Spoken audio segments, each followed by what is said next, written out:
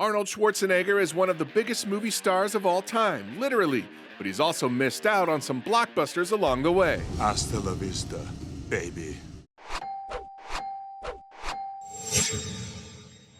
Schwarzenegger was known only for bodybuilding when he appeared on The New Dating Game in 1973, his first foray into Hollywood.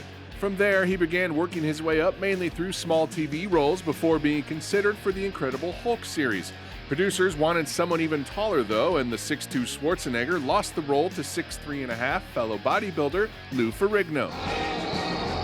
Schwarzenegger also auditioned for the title roles in 1978's Superman and 1980's Flash Gordon, but in both cases his accent was deemed too strong and he lost the parts to Christopher Reeve and Sam J. Jones, respectively. Also around that time, Arnold was being considered to play Fezzik in an adaptation of The Princess Bride, but the movie stalled for nearly a decade before being made with Andre the Giant in the role. It's not my fault being the biggest and the strongest.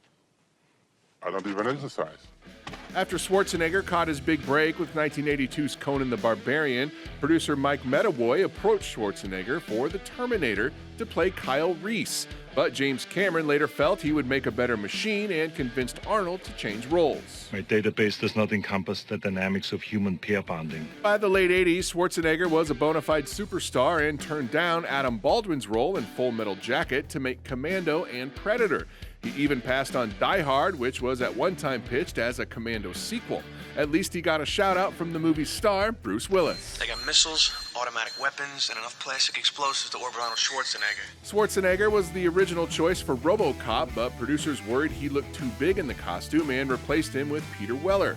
Arnold did get to work with the director, Paul Verhoeven, on his next movie, though, after replacing Patrick Swayze in Total Recall. In the early 90s, Schwarzenegger was in talks to play Dr. Octopus in a Cameron-directed Spider-Man movie that never came to fruition.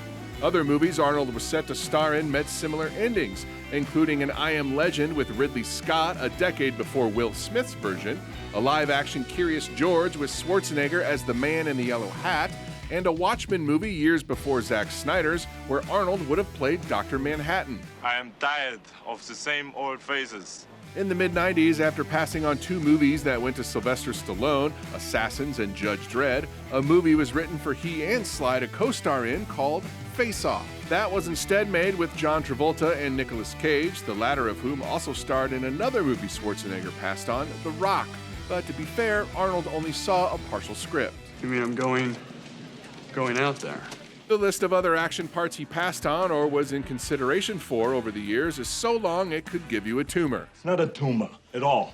Harrison Ford's in Air Force One, Jean-Claude Van Damme's in Sudden Death, Kevin Sorbo's in Cole the Conqueror, Val Kilmer's in The Saint, Bruce Willis's in Armageddon, Samuel L. Jackson's role in SWAT, and Jim Caviezel's in The Count of Monte Cristo, which he turned down to do The Last Action Hero. You think you're funny, don't you? I know I am. Schwarzenegger returns to theaters this fall in Terminator Dark Fate, once again honoring his most famous movie line. I'll be back.